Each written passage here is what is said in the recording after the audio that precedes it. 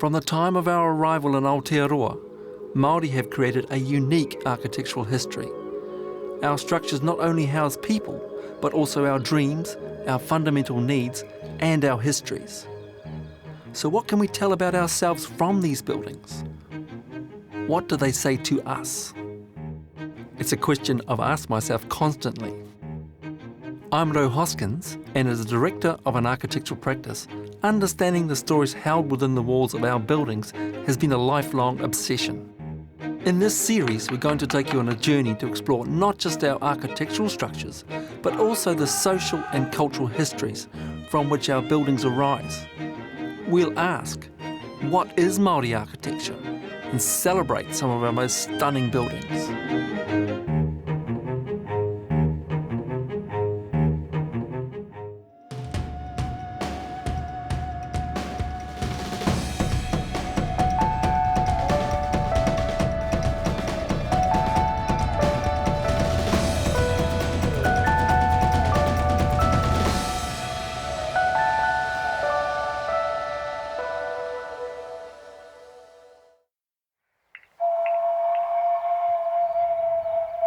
It's said that the mana of an iwi is expressed by their ability to Manaaki their manuhiri, our ability to welcome others, to provide hospitality and to entertain. Here on the Whanganui, we're visiting a hapu who, like marae up and down the motu, take their responsibility as hosts very seriously. Ranana is situated in the middle reaches of the Whanganui River.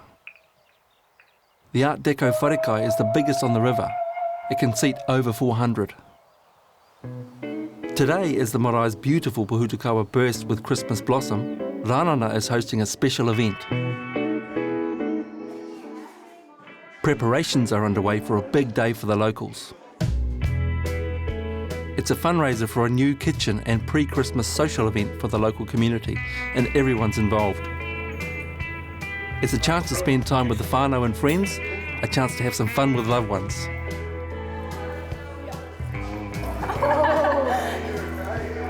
But most of all, it's a chance to fulfil the responsibilities of playing host.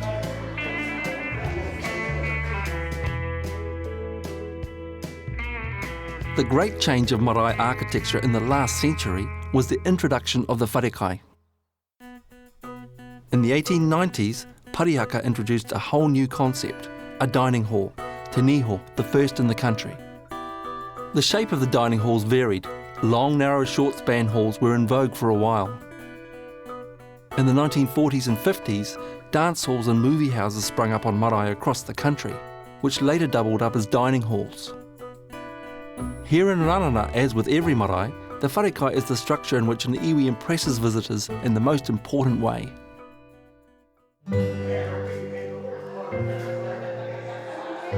The Christmas whānau celebration at Ranana is also a chance to raise money for a new kitchen for the marae, and everyone's getting involved, including cooking up a king-size portion of a very special local delicacy. These whitebait were caught in season, weren't they? Ngāori. Yeah, Ngāori. These aren't whitebait, these are inanga. Inanga, yeah, the next size. They have scales. Yeah. Whitebait don't have scales? Yeah. Yeah. We had a wānanga here one time and we asked the tohunga the difference between a tangata whenua and the manuhiri. And he said if you're a tangata whenua, you should always be the best tangata whenua you can be. And if you're a manuhiri anywhere, you should always be the best manuhiri, which is the Maanaki then. And from my sneak preview of the kai, it's quite a night coming up at Ranana. Woohoo! Bon appetit. The maiden taste, eh?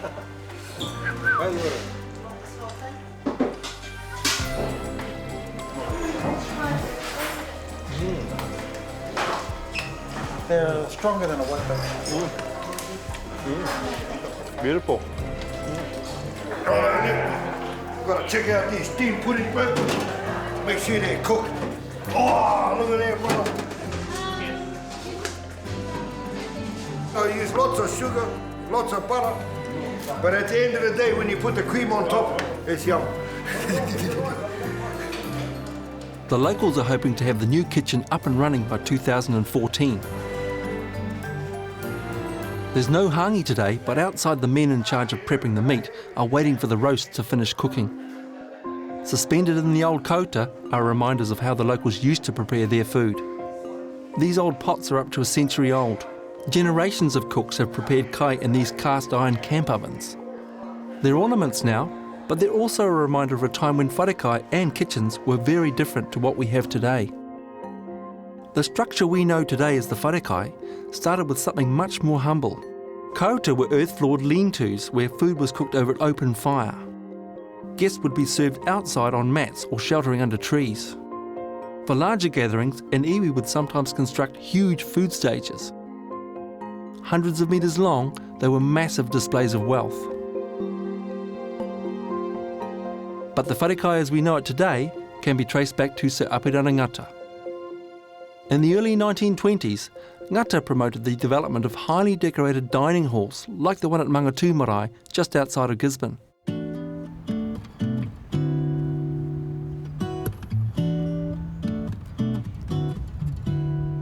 Our parents talked about building the new dining hall, and what they wanted was a new dining hall and a new meeting house.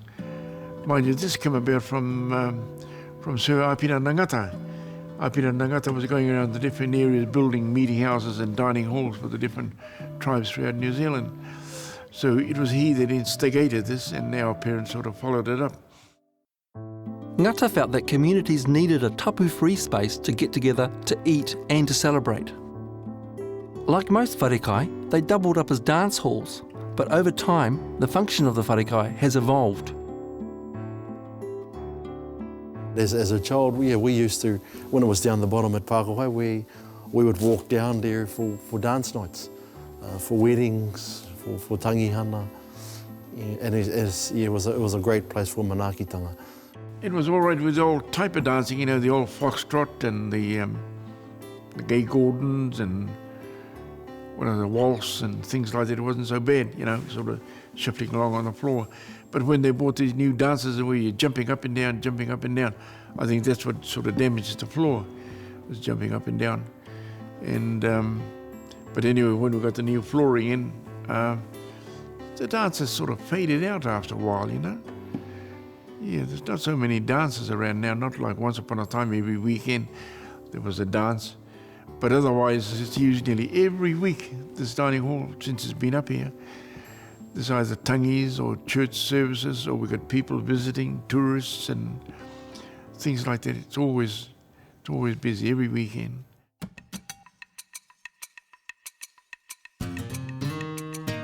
While there were many carved wharekai constructed during the influential Ngata years, most wharekai were influenced by the village hall trend of the time.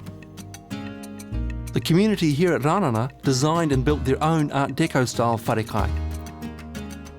Everybody chipped in to actually help build it, even though we had one carpenter that was there who led the way. We actually ran movies in here, and that was run by the Sisters of Compassion. They were the ones that ran the movies here for us. They're the ones who had the projectors, we didn't. Did you have to pay? Yeah, a shilling. That's how much we all had to pay, a shilling to go to the movies. And we had little packets of lollies that cost 5p or 3p. We also had table tennis and bowls for the older groups. So that was our wharekai, that was our warepuni, that was our everything. Yeah, before he came up, yeah.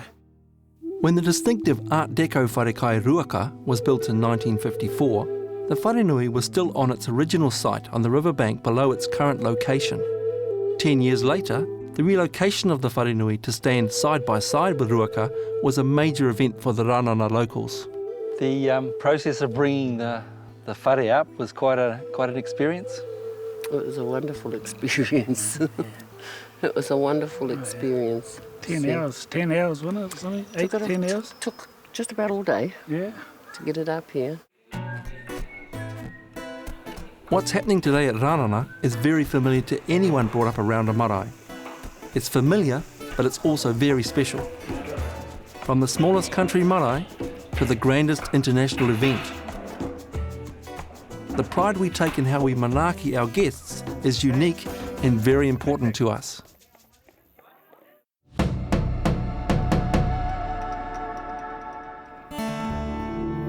Here on the Whanganui River at Ranana, numbers are growing steadily. Tonight's Christmas celebrations and fundraiser is a chance for whānau and friends to dust off their glad rags, spend time and let down their hair. A little further north, another iwi are well known for their ability to provide hospitality on a very large scale.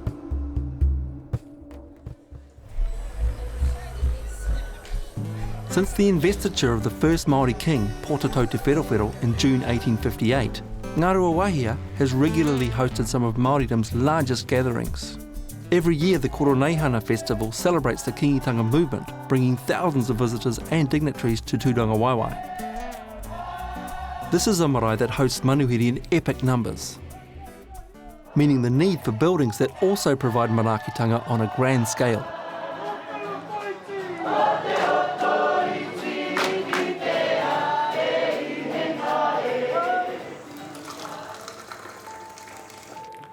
Across the motu, manaakitanga is a key responsibility for any tribe, for iwi big and small. But there's absolutely nothing small about this place. Among the many notable buildings at Tūranga Waiwai Marae is Kimiora. Overlooking the waters of the Waikato River, Kimiora was opened in 1974. It's one of the largest wharekai in the country, and certainly the busiest. Following the original construction in 1974, the kitchen alone had a $1.5 million refit in 2005. The kitchen now features state-of-the-art combi ovens that wouldn't be out of place in the best restaurants. The two-level prep area features a downstairs butchery. At Koroneihana, 22 beef and 8 pigs are prepared here. The clean-up area features automated conveyor belt dishwashers. There's even an elevator to transport kai between the lower and upper floors. On big days, the state-of-the-art kitchen is run by over 100 workers, with up to 400 others needed throughout the complex.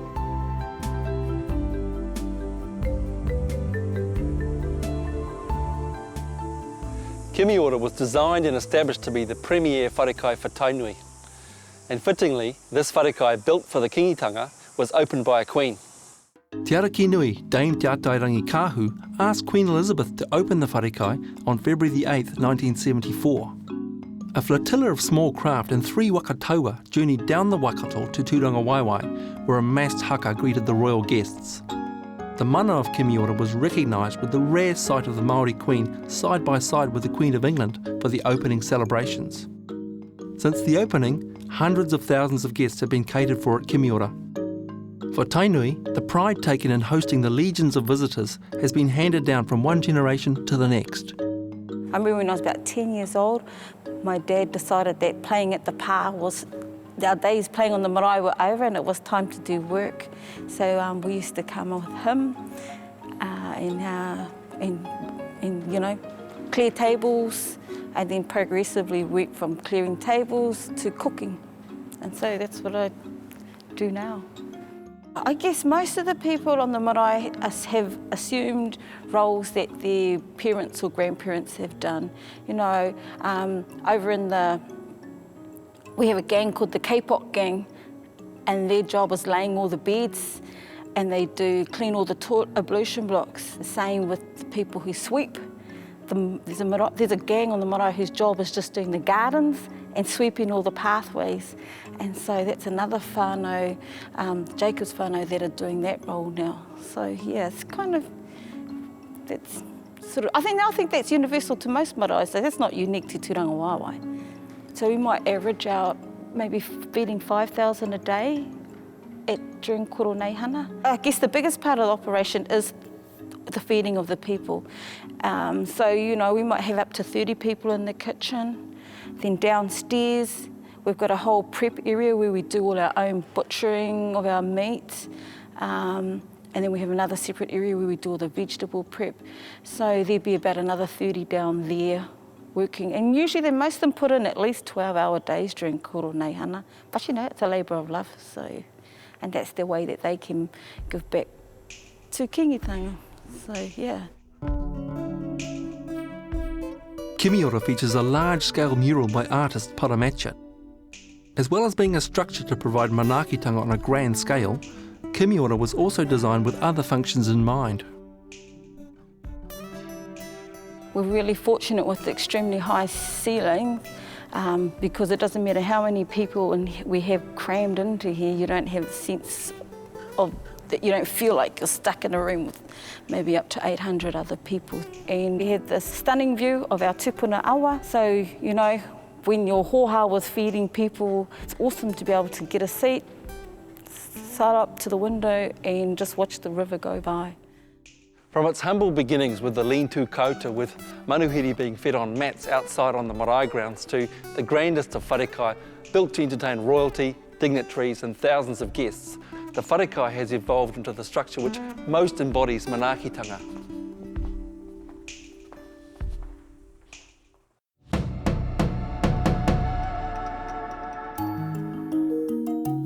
Here at Ruaka on the Whanganui River, months of planning, weeks of preparation and a whole lot of hard work are about to pay off. The big celebration is about to start with a rānana-style welcome.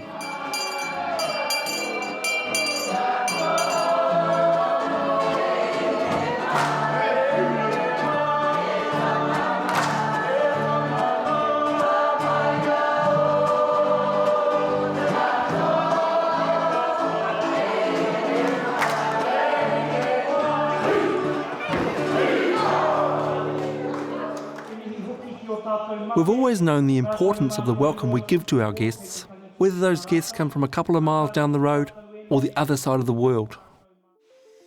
On Wellington's waterfront is a building underway that's all about manaakitanga, on a different scale altogether.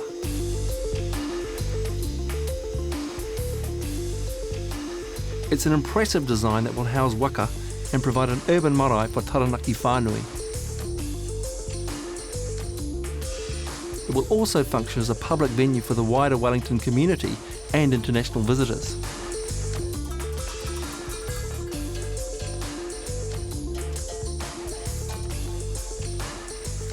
The location of the whare waka is significant because it's the first time Māori have had a real living presence on the waterfront since the 1880s, when this site was the frontage to Te Aro Pā. If you have a look at the pā around the harbour, they all had waka because this is how you travelled around here, and of course, you know, most of the coastal community, Māori coastal communities were like that. So, you know, everything was done in waka. Waka could reach well up the Hutt River, for instance, before 1855. So, you know, it was always felt that this should be a celebration of that culture that had disappeared for 100 years. The idea really came about first with the carving of the waka taraukura for the 1990 commemorations in Waitangi. And there was a need to house that waka. And so the idea grew a little that the waka couldn't be housed without support around it, that should be somewhere on the waterfront, not only to make it easier to launch the waka, but to commemorate that connection that all the pā around the harbour had with the harbour itself. So the orientation? It looks to Taranaki, and it should on Taranaki Wharf, but to an extent the orientation too was one that it was able to address both the harbour and the lagoon. And having kupe at the prow also helped in that orientation. We tried many other orientations and none of them worked, frankly. Māori design concepts have been widely employed by the designers of Te Whare Waka. The roof is an ambitious interpretation of a korowai being draped over an entire building.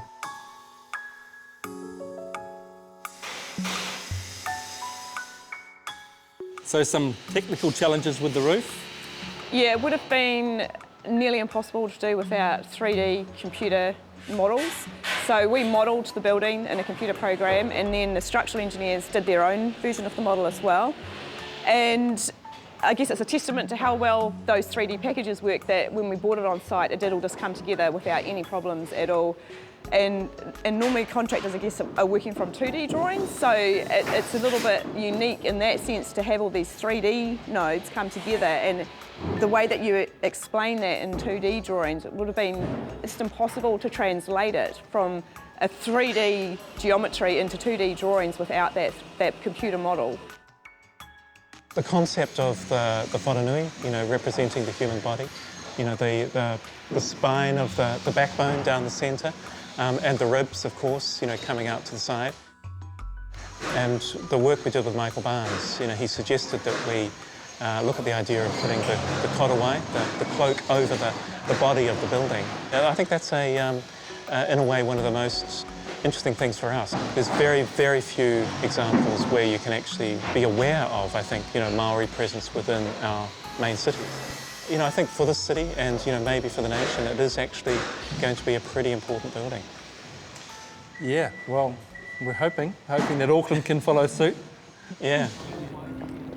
The architects took on board all of those things, and we will wait to see what people, when they see it finally revealed, what their response to it is. But I think that people will be able to read it culturally, they will be able to read it architecturally, and my concern is that it practically works for us and for the visitors.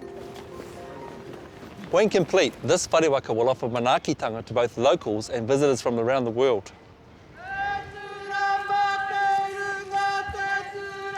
Te wharewaka o Pōneke has been completed just in time for its Waitangi Day dawn opening.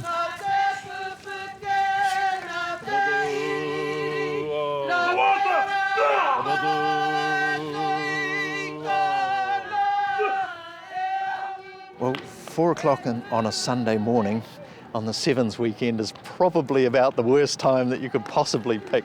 So, that's testament really to how people feel about the building and its importance, and that they're prepared to be up at this hour of the morning and to honour the occasion.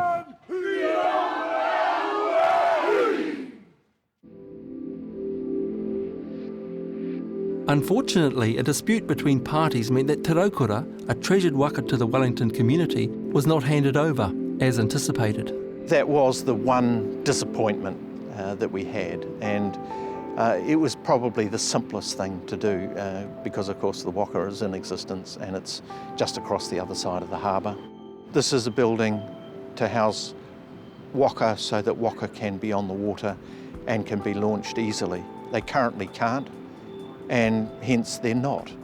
So the trustees are already talking about the notion of carving a new waka so that the full function of the building can be properly seen. It's ready for a waka. We just have to have the patience to get one in there.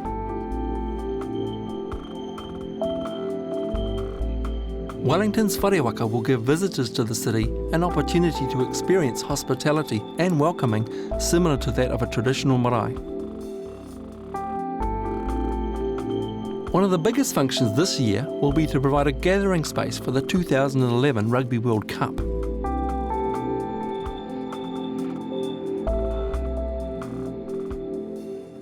To an extent, you need to Maanaki the waka itself, and the kaihoi, the paddlers, and having a wharekai, in this case a cafe, but also a kitchen, but also to Maanaki the people, starting with the tangata whenua, the people of Wellington, people from all around the world. And that's really the requirement on us as tangata whenua, that our visitors, wherever they're from, are looked after. Te wharewaka has become a landmark and permanent expression of Māori identity and culture on the capital city's waterfront.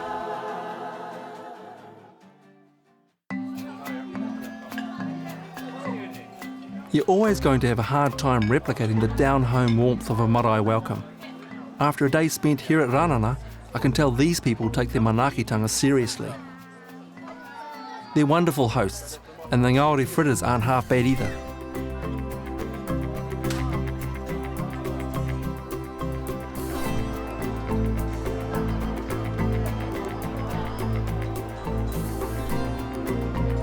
And as the evening winds down, it's hard not to think while we may have come a long way from the days of the kouta, I'm glad the expression of manaakitanga remains unchanged.